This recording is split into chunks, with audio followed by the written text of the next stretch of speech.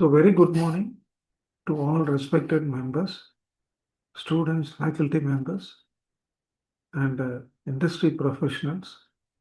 I welcome you once again for a special lecture on ergonomics and human factors in robotics workcell.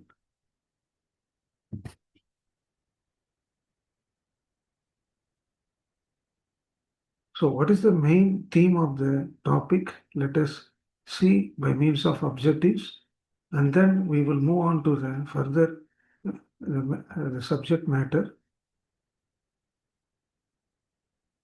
So ergonomics and human factors engineering in robotics workcell. So what are all the main key objectives of this topic? So the primary objective is to find out the discomfort experienced by the human worker within the shop floor environment, how to simplify the comfortness and safety work environment to the human as well as for the robotic machine in order to avoid unnecessary strain accidents within the workplace system, such that we can able to improve the overall system performance within the working environment. So this thing can be achieved by designing adjustable and intuitive workstation, by optimizing human robot collaboration and ensuring whether the system accounts for human capabilities and limitations. So this topic is mainly related to system dynamics engineering, so which covers the work safety, uh, human fatigue, as well as industry accidents caused by careless attitude of the human worker. So everything we can able to see in this today's seminar presentation.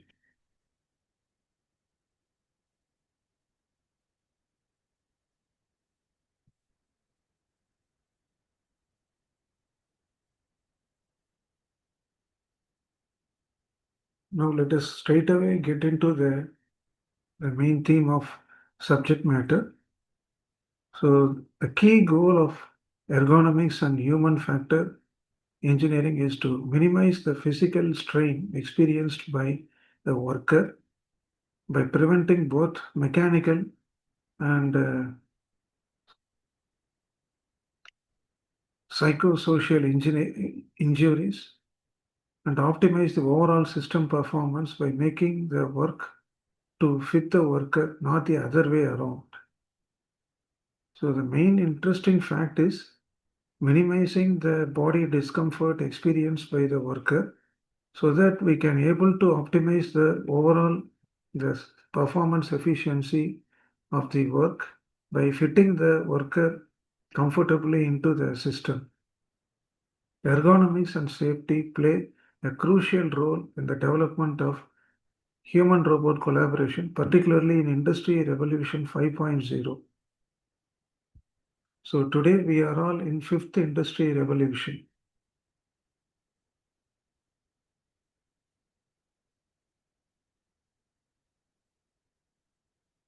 So let us see some of the main key concepts in ergonomics and human factors in robotics workcell.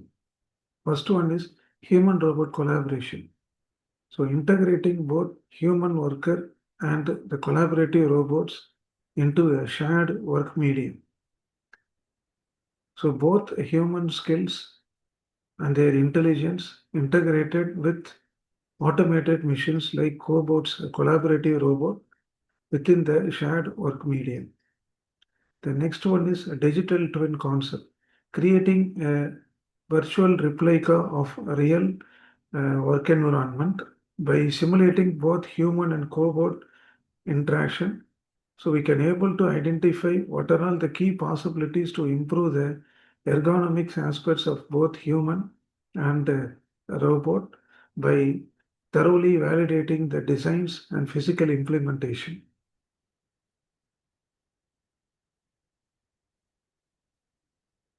Then conducting risk assessment, evaluating ergonomic risk assessment like studying the repeated motion, awkward posture produced by both human and robot in the work system, then cognitive overload, that is stress developed due to continuous working throughout the day. So these are the things we can take as an input in the form of a data so that we can make further uh, work design improvements by reducing all these problems. So human-centric design. So we have to design the work cell according to the comfort of the human by understanding their own physical and cognitive abilities.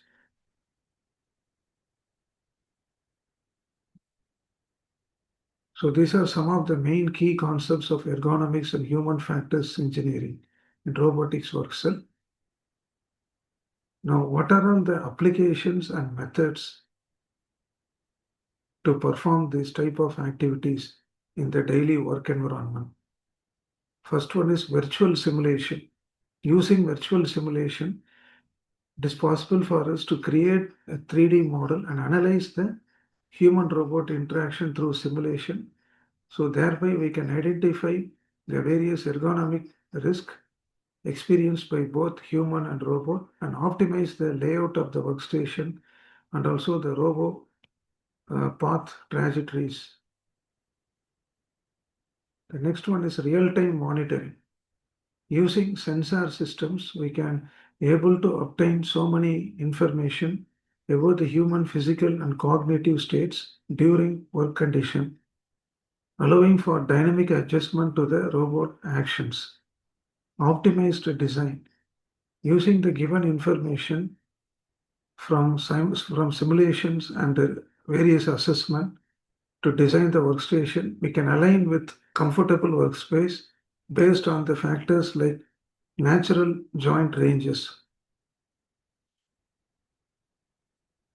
So according to the data which has been obtained from simulation results, we can design the workstation which is highly convenient to both human and robotic mission. Next one is task allocation. So based on the work cell design, so we can assign comfortably the following tasks which are repetitive in nature, physical demanding or fatigue prone tasks to robots, etc. Next one is interactive interfaces, developing highly intuitive interface that provide a feedback by warning about the potential hazards, allow for easy adjustments of flexibility according to the system need.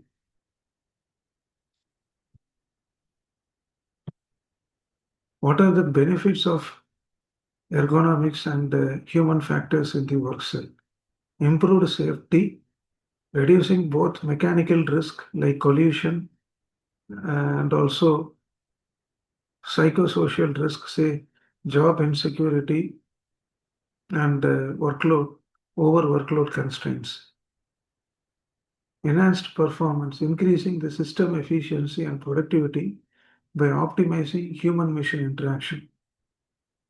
Better worker well-being, mitigating the physical strain and injury by designing the task and workstation around the human body.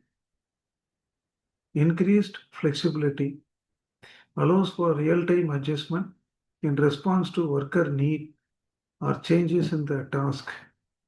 Benefit about the interface of human and robot collaboration application.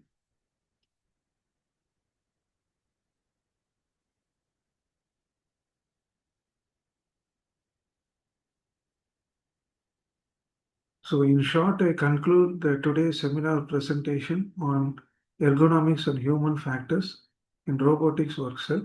The main outcome of this topic is to study the practical inconvenience and real challenges that are happening inside the shop floor environment. And based on that, we need to create a very safe, secure, efficient, and human-centric industrial environment. So both human and advanced automation machines like robots can work as a friendly nature with kindness. This is the main theme of the subject topic. How robots and machines can integrate themselves as a better collaborative nature, so that we can able to improve the work productivity with a high secured environment, with all safety aspects, with proper guidelines. So with this information, I thank all the student members, faculty members from various colleges, and industry professionals. So thank you all. We will meet in the next subsequent lecture series under modern industrial engineering practices. Once again, I thank all the members. We will visit again in the next periodical lecture series. Thank you.